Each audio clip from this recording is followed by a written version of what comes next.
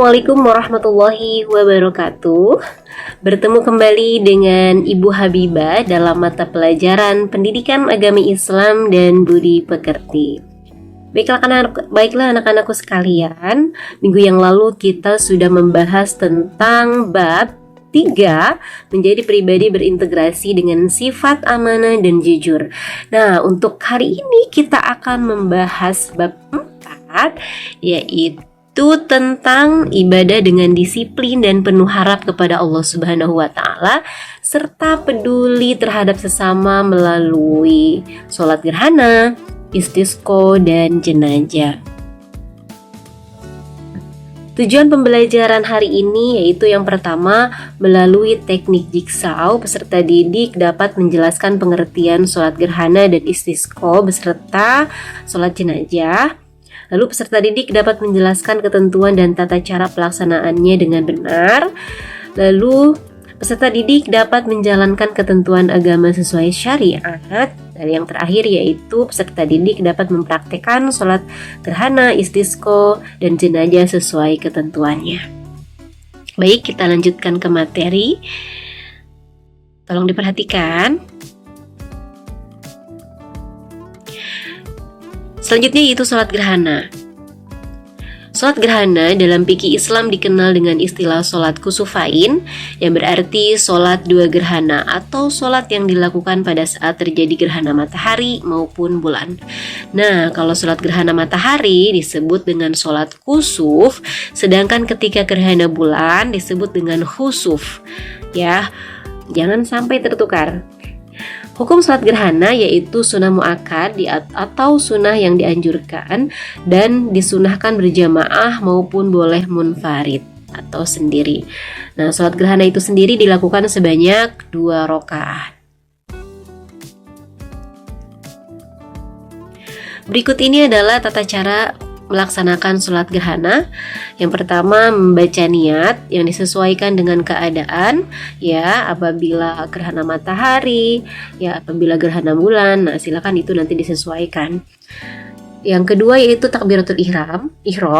Yang ketiga membaca Al-Fatihah. Yang keempat yaitu ruku. Yang kelima yaitu berdiri dari ruku, lalu dilanjutkan membaca surah Al-Fatihah. Lalu selanjutnya ruku kedua, lalu i'tidal, sujud 2 kali, berdiri untuk rokaat kedua dengan tata cara sama seperti pada rokaat pertama, lalu yang terakhir yaitu salam. Nah, setelah sholat selesai, ini disunahkan adanya seorang khotib yang membaca khutbah terkait gerhana. Nah, ini apabila sholatnya berjamaah.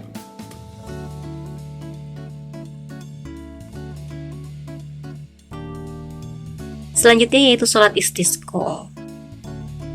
Istilah istisqa ini berasal dari kata dalam bahasa Arab yaitu al-istisqa, yang berarti meminta hujan, yang disebabkan hujan tidak pernah turun atau musim kemarau. Nah, secara istilah, sholat istisqa adalah sholat sunnah untuk meminta hujan kepada Allah Subhanahu wa Ta'ala. Hukum sholat istisqa ini adalah sunnah muakkad atau sunnah yang dianjurkan, khususnya ketika ada keperluan yang mendesak. Nah, sebelum melaksanakan sholat istisqa, diusahakan agar memperbanyak bacaan istighfar atau memohon ampun atas segala dosa yang telah dilakukan. Selanjutnya yaitu tata cara melaksanakan sholat istisqa. Yang pertama, setelah jamaah sampai di lapangan, biasanya imam sholat menyuruh jamaah untuk memulai sholat. Biasanya imam ini menyuruh dengan bacaan as-sholatu jami'ah. Nah, yang kedua, imam mengimani sholat 2 rakaat seperti biasa sesuai dengan rukun dan sunnah sholat pada umumnya. Lalu selanjutnya yaitu setelah sholat selesai dilanjutkan dengan khutbah. Lalu selanjutnya yaitu sholat jenazah. Sholat jenazah adalah satu di antara 4 kewajiban seorang muslim atas muslim lain yang meninggal dunia. 3 kewajiban lainnya adalah memandikan, mengkafani, dan juga menguburkan. 4 kewajiban ini hukumnya fardu kifayah atau yang artinya wajib dilaksanakan. Tata cara pelaksanaan sholat jenazah. Yang pertama niat, yang kedua berdiri, Yang ketiga takbir 4 kali, lalu membaca surat Al-Fatihah setelah takbiratul ihram, membaca sholawat atas Nabi Muhammad SAW setelah takbir kedua, lalu mendoakan jenazah setelah takbir ketiga, lalu membaca doa takbir keempat. Doanya yaitu Allahumma la tahrimna ajrohu wa la taftina ba'dahu waghfir lana walahu. Lalu diakhiri dengan salam. Ibadah dengan disiplin dan penuh harap kepada Allah Subhanahu wa taala, ya. Tentunya rukun ini adalah sesuatu yang harus dipenuhi untuk sahnya suatu ibadah. Nah, tertib artinya ibadah harus dilakukan secara urus sesuai dengan ketentuan. Rukun, ya, tertib dalam ibadah mengajarkan kedisiplinan. Selain disiplin sesuai dengan rukun, ibadah juga harus dilakukan dengan harap kepada Allah Subhanahu wa taala. Nilai kepedulian sosial dalam sholat jenazah. Takziah adalah kunjungan ataupun ucapan untuk menyatakan turut berduka cita atau belasungkawa.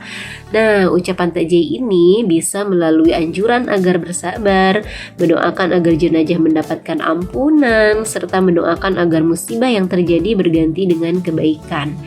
Nilai yang ditekankan dalam kegiatan sholat jenazah dan takziah adalah kepedulian terhadap sesama. Dengan demikian, sholat jenazah dan takziah dapat menguatkan hati sekaligus mengurangi beban yang dirasakan oleh keluarga yang berduka. Nilai-nilai kepedulian ini seperti sudah menjadi tradisi gotong royong dalam masyarakat yang di Indonesia. Hidup dalam kepedulian dan gotong royong akan menghasilkan kehidupan sosial yang harmonis. Hikmah mempelajari ibadah sholat gerhana, istisqa dan jenazah. Yang pertama, untuk penguatan iman kita. Ya, untuk apa? Meningkatkan kedekatan dan keimanan kita kepada Allah Subhanahu wa taala. Yang kedua, ketergantungan kepada Allah, mengajarkan harapan dan ketergantungan kepada Allah Subhanahu wa taala. Yang ketiga, empati dan kepedulian. Ya, untuk meningkatkan rasa empati dan kepedulian terhadap sesama. Yang keempat yaitu kebersamaan untuk memperkuat solidaritas dalam komunitas. Lalu yang kelima yaitu disiplin pribadi untuk mengajarkan disiplin dalam menjalankan ibadah. Baik anak-anakku sekalian, untuk pelajaran hari ini kita cukupkan. Mudah-mudahan apa yang sudah Ibu sampaikan dapat bermanfaat dan juga dapat kalian aplikasikan ke dalam kehidupan kalian sehari-hari.